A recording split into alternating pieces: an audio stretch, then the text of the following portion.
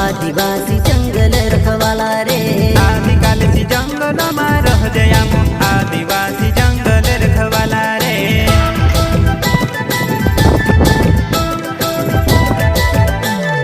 चल जंगल जमीन काज पूजे रे, आदिवासी दुनिया ने रखवाला रे। बाप देव खतरी काज पूजे रे, आदिवासी सबसे निराला रे।